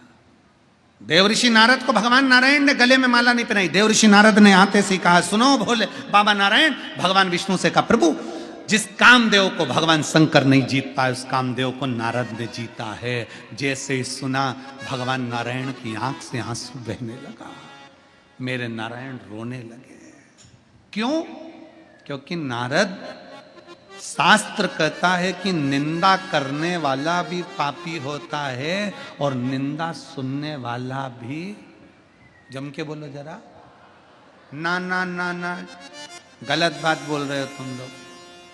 निंदा करने वाला पापी होता है और निंदा सुनने वाला महापापी होता है। अब बजाओ ताली जोरदार वाराणसी वालों के लिए, इसको कहते हैं जोरदार बात कही। आज मेरी जीजियां कद्दू की सब्जी खाए बैठी है, बहुत प्रबल ज्ञान, बहुत जोरदार, अच्छी। पापी तो केवल निंदा करने वाला होता है। निंदा करने वाला का काम क्या है? केवल पापी निंदा करेगा, निंदा करेगा। शिव पुराण की निंदा, शिव वक्ता की निंदा, शिव भजन की निंदा, भगवान की कथा की निंदा, भगवान की निंदा, मंदिर की निंदा, देवालय की निंदा, शिवालय की निंदा। निंदा करने वाला केवल निंदा करेगा, वो केवल पापी है, पर सुनने वाला महापापी।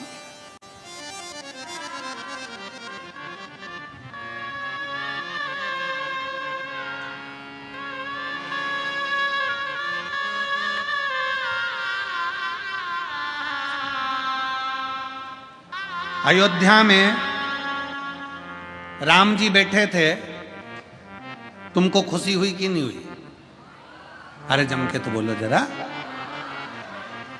हुई थी? ठीक है।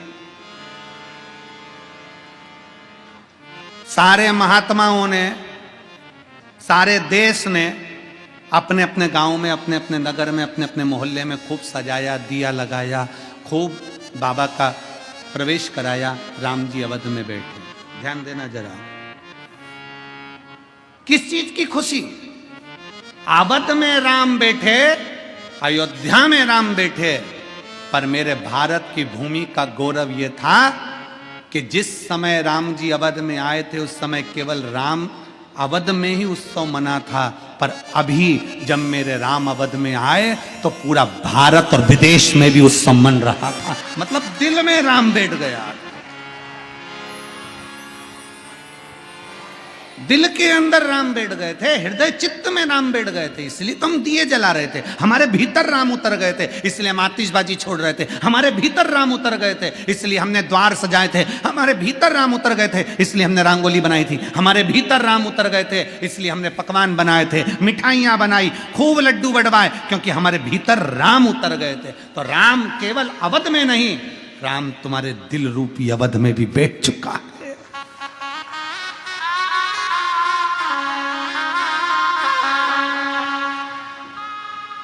राम तुम्हारे हृदय चित्त में बैठ चुका। नारायण, भगवान नारायण को लगा यहां नारद जी ने निंदा कर दी और मैंने सुन ली। भगवान विष्णु के आंखों से आंसू बहने लगा। अरे नारद, तूने मुझे निंदा कर दी, मुझे? कानों को मेरे नारायण ने बंद कर लिया। लक्ष्मी जी ने पूछा, प्रभु तुम रो क्यों रहे हो? नारद जी ने ऐसा क्या कह दिया जो तुम रो पड़े? भगवान विष्णु ने कहा, नारद जी बोल रहे हैं पार्वती लक्ष्मी कि कामदेव को शंकर नहीं जीत पाए, मैंने जीत लिया। शंकर की निंदा मैंने सुन ली लक्ष्मी, मैंने सुन ली। तो लक्ष्मी कहती है इससे होगा क्या? भगवान नारायण कहते हैं, सुन लक्ष्मी, नारद ने शंकर जी की निंदा करी इसलिए इसका बंदर का मुंह लगेगा, और मैंने शंकर की निंदा सुनी इसलिए मुझे घोड़े का मुंह लगेगा, मेरा हयग्रीव अवतार होगा। निंदा सुनी है मैंने, मैंने भगवान शंकर की निंदा सुनी इसलिए मेरा सिर कट जाएगा और घोड़े का मुंह लगेगा, क्योंकि मैंने निंदा सुनी है। और इस देवर्षि नारद ने निंदा करी है इसलिए इसको बंदर का मुख लगेगा। रामचरितमानस में आता है, नारद जी स्वयंवर में पहुंचते हैं और वहां बंदर का मुख लगे हुए बैठ जाते हैं। क्यों बंदर का मुख लगा? लोग कहते हैं नारद जी का विवाह नहीं होने देना था, ऐसा होना था। नहीं नहीं, नारद जी ने शंकर की निंदा कर दी थी इसलिए बंदर का मुख लगना था। शिव महापुराण की कथा कहती है, शिव की निंदा करने वाला, शिव की निंदा सुनने वाला एक बार नहीं कई बार पशुओं का जन्म लेता है और आखिरी में जन्म ले लेकर थक जाता है। तब किसी शिवालय में, किसी देवालय में वहाँ के स्वान बनकर जन्म लेकर वहाँ का चढ़ा हुआ जल और दूध चाट लेता है। तब उस स्वान की योनि से छूटकर फिर परमात्मा की शरणागति में कोई अच्छा जीव बनकर आता है। निंदा शंकर को प्रिय नहीं है। शिव निंदा से परे, निंदा से दूर। अगर तुम्हारे पास कोई आए, शिव महापुराण की निंदा करे, शंकर की निंदा करे, शिव भक्त की निंदा करे, शिव भक्ता की निंदा करे, शिव की उपासना की निंदा करे, उसी समय वहां से उठकर चल दो। ए भैया चुप बैठ, मैं नहीं सुनूंगी। तेरे मुंह से एक आवाज मत निकालना, हर हर महादेव। वहां से चल दो। कोई निंदा करे भगवान की, वहां से चल दो। शंकर की कोई निंदा करे, राम की कोई निंदा करे, कृष्ण की कोई निंदा करे, वहां से चल दो। निंदा नहीं सुनना, निंदा।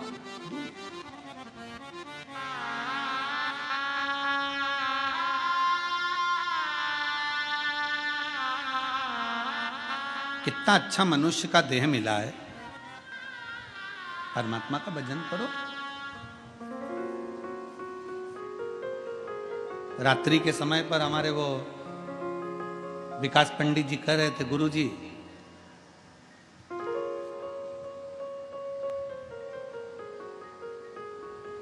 भगवान दिखते नहीं है तो सुनते तो हैं।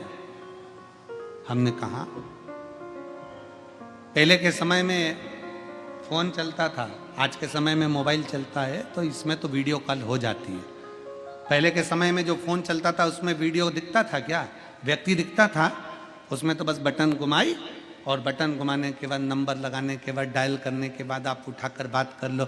जिससे बात कर रहे हो वो तुम्हें दिख नहीं रहा, जिससे बात कर रहे हो वो तुम्हारे सामने नहीं है, जिससे बात कर रहे हो वो तुम्हारे साक्षी में नहीं है, जिससे बात कर रहे हो वो तुम्हारे सामने नहीं है, वो दिख नहीं रहा, पर तुम उससे बात कर रहे हो, वो तुम्हारी बात सुन रहा है, सुनने के बाद उसका उत्तर दे रहा है। उसी तरह मेरा भोले बाबा तुम्हारे सामने दिखेगा नहीं, मेरा शंकर तुम्हारे सामने दिखेगा नहीं, पर तुम जब कहोगे तो दिल से सुनेगा और उसका उत्तर जरूर देगा। मेरा शिव दिखेगा नहीं पर उत्तर जरूर देगा। समय आएगा उत्तर का और उत्तर देगा। आप तो उसका भजन करिए। सारी समस्या का हल एक लोटा तुम तो चढ़ाते रहो। तेरे मंदिर में आना मेरा काम है और मेरी बिगड़ी बनाना तेरा काम। तुम उसकी चौखट पर जाते रहो, उसको जल चढ़ाते रहो, उसका स्मरण करते रहो, सुनेगा जरूर। आप उसका भजन करते रहो। देवाधिदेव महादेव के सुंदर मंत्र का स्मरण करिए, भाव से विनय करिए, निवेदन करिए। शिव जी से अपने मन की बात बड़े भाव के साथ अपने स्थान पर बैठकर बाबा से प्रार्थना करिए। जहाँ जगह मिले वहाँ बैठकर बाबा से अपने मन की बात बड़े दिल से, बड़े भाव से कहिए। सब साथ में बोलेंगे।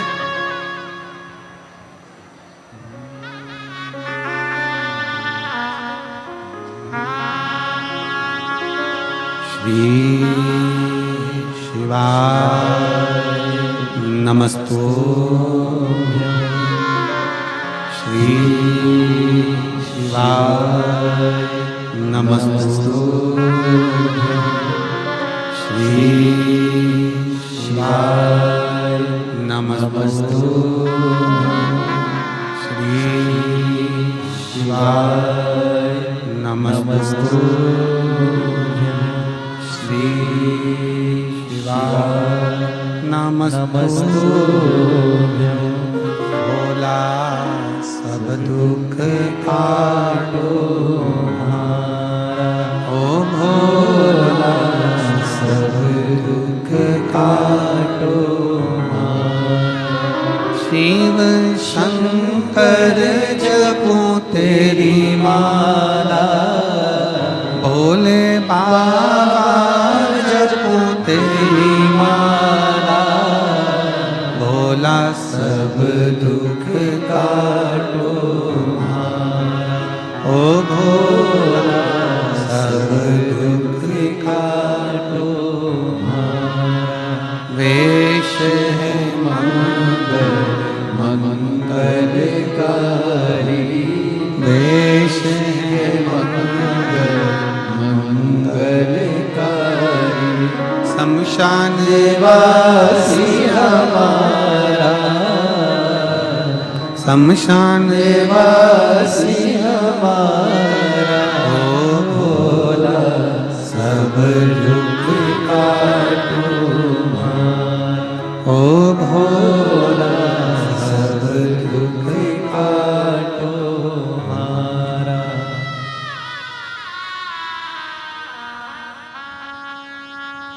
भगवान शिव की कथा कर रहे हैं, शिव महापुराण कथा वर्णन कर रहे हैं। शिव को निंदा, शंकर को नकली और नास्तिक प्रिय नहीं। देवऋषि नारद ने निंदा करी, उसका कर्म भोग नारद जी को भोगना पड़ा। न निंदा करें न निंदा सुने। फिर आई बारी नकली। कलकत्ता में कहा था नकली दूध भगवान को ना चढ़ा। आधी चम्मच, 1 बूंद 2 बूंद चढ़ा दें, ठीक है। गौ माता का चढ़ाइए, गौ माता का दूध मिल जाए ठीक, ना मिले तो सारी समस्या का हल, ना मिले तो 1 लोटा जल भगवान शंकर को समर्पित करो। शिव कभी आकर नहीं कहेंगे कि तूने मुझे जल नहीं चढ़ाया। शंकर कभी आकर नहीं कहेंगे कि तूने मुझे दूध नहीं चढ़ाया। शंकर कभी आकर नहीं कहेंगे कि तूने मुझे दही नहीं चढ़ाया। शंकर भगवान तो कहते हैं जो तेरे पास है दिल से मुझे समर्पित कर, जो तेरे पास।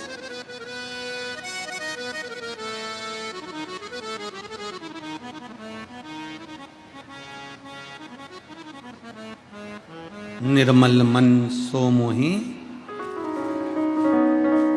भगवान शंकर कहते हैं मुझे तेरा हृदय दे दे, दिल दे दे, मन चित्त वृत्ति। ये दिल तो दो, मन तो दो तुम।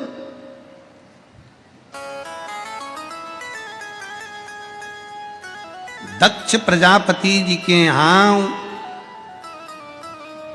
कई कन्याओं का जन्म हुआ और आखिरी में दक्ष प्रजापति मां जगत जननी से कहकर मांगते हैं कि मेरे घर में एक बेटी और हो जाए, और हो गई।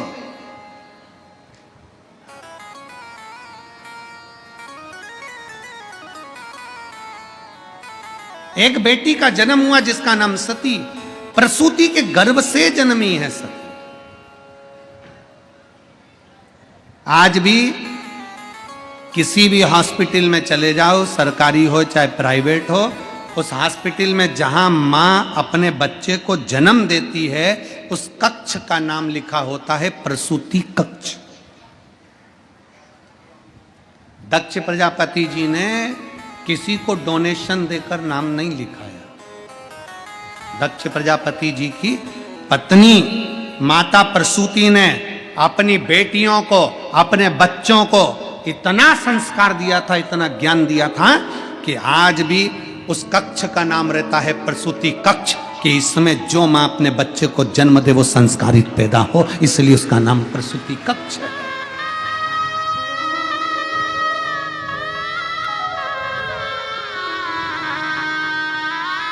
भारतीय संस्कृति की, भारत की भूमि के संस्कारों की, सनातन धर्म की मजबूती कितनी है जरा देखिएगा कि हॉस्पिटल में भी बच्चा जो जन्म लेता है उस कक्ष का नाम प्रसूति कक्ष होता है।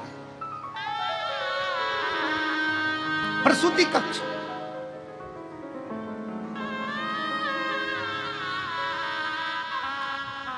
दूसरे धर्म के व्यक्ति कह दे भला कि हमारी हमारी पत्नी का बच्चा होने वाला है, हम इस कक्ष में नहीं कराएंगे क्योंकि इसका नाम प्रसूति कक्ष है। इस लोग कहते हैं ना ये दूसरे धर्म का नाम है, हम ये नाम नहीं रखेंगे, ये दूसरे धर्म का ना। जिस हॉस्पिटल के जिस कमरे में जिस कक्ष में बच्चा जन्म लेता है उसका नाम प्रसूति कक्ष होता, दक्ष प्रजापति की धर्म पत्नी के नाम से। यही तो भारत की मिसाल है, यही हमारी सनातन सभ्यता और संस्कृति है कि यहाँ की भारत की भूमि की एक एक नदियों का नाम, एक एक पर्वत का नाम सनातन धर्म से जुड़ा हुआ है, किसी दूसरे धर्म से नहीं। किसी दूसरे धर्म से जुड़ा हुआ पर्वत का नाम नहीं, पहाड़ों का नाम नहीं, नदियों का नाम नहीं, तालाबों का नाम नहीं, सरोवर का नाम नहीं, कुंड का नाम नहीं, सब सनातन धर्म से जुड़ा हुआ है। दक्ष प्रजापति के घर में बेटी ने जन्म लिया, प्रसूति के गर्भ से सती का जन्म। सती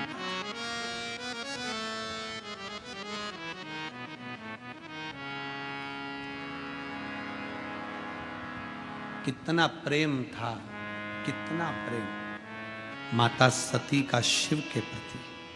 कभी नहीं मिली थी माता सती शंकर से, कभी नहीं, कभी नहीं। कभी माता सती ने शंकर को देखा भी नहीं था, कभी नहीं देखा था। और ना जी भर के देखा, ना कोई बात की, बड़ी आरज़ू थी मुलाकात की। सती मैया ने शंकर भगवान को कभी देखा नहीं था, सती माता ने कभी शंकर भगवान को मिली नहीं थी, कभी जाना नहीं था। केवल सती माता एक बार बाल्यावस्था में बैठी हुई थी, तभी उसी समय पर देवर्षि नारद निकल कर जा रहे थे, अपने मित्र तुमरुका जी के साथ निकल कर जा रहे थे। तुमरुका जी उस स्थान पर ठहर गए। ठहर कर नारद जी ने तुमरुका जी से कहा, तुम कहां से आ रहे हो? देवर्षि नारद ने पूछा तुमरुका जी से, तुम कहां से आ रहे हो? तुमरुका जी ने नारद जी के मुख पर कहा, अभी मैं देवादिदेव महादेव की आराधना कर कर आ रहा हूं। नारद जी पूछे, देवादिदेव महादेव? वो शंकर जो ओघड़ी है, वो शंकर जो भस्मी लपेटने वाले हैं? तुमरुका जी ने कहा, वो भस्मी लपेटता ही इसलिए है कि अगर उसकी शरण में कोई आ जाए ना, जैसे राख को अपने तन से लगा लेता है, जिस राख की कोई कीमत नहीं, तो तुमरुका जी कहते हैं मेरे भोले बाबा ऐसे हैं, अगर कोई एक बार उसकी शरण में आ जाए तो जैसे राख लपेटता है मेरा बाबा, उसको भी अपने दिल से लपेट लेता है।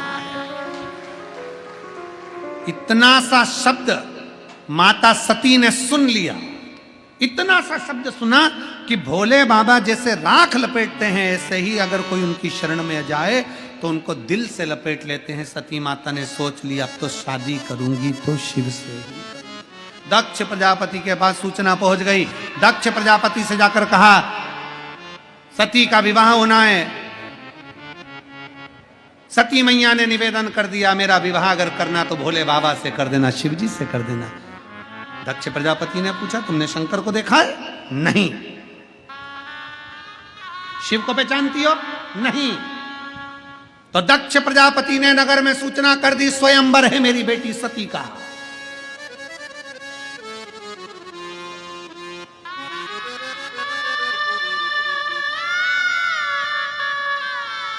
सूचना मिल गई, शंकर जी के पास भी सूचना गई, पर जैसे ही शंकर जी आए, सती तो जानती नहीं थी, दक्ष प्रजापति ने शंकर भगवान को दरवाजे का द्वारपाल बना दिया। दक्ष प्रजापति ने कहा, भोलेनाथ सभा के अंदर नहीं, दरवाजे के बाहर द्वारपाल बन के खड़े रहिए। शंकर भगवान दरवाजे के बाहर द्वारपाल बनकर खड़े थे, सारे देवता अंदर बैठे थे। सती मैया माला लेकर आई। सती मैया जब माला लेकर आई, चारों तरफ माता सती देख रही थी। देखती देखती सती ने देखा, मैंने सुना था शंकर की जटा है, मैंने सुना था शिव के गले में सर्प है। मैंने सुना था कानों में बिच्छू पहनता है। मैंने सुना था त्रिपुंड धारण करता है। मैंने सुना था गले में रुद्राक्ष है, पर इस सभा में वो दिख नहीं रहा। सती माँ माला लेकर बाहर पहुंच गई। बाहर जाकर ढूंढने लगी, मेरे शंकर, मेरे शंकर, मेरे शंकर। ढूंढते ढूंढते रोती बिलखती वापिस आने लगी तो दरवाजे पर शिव को देखा, तुरंत माला शंकर के गले में पहना।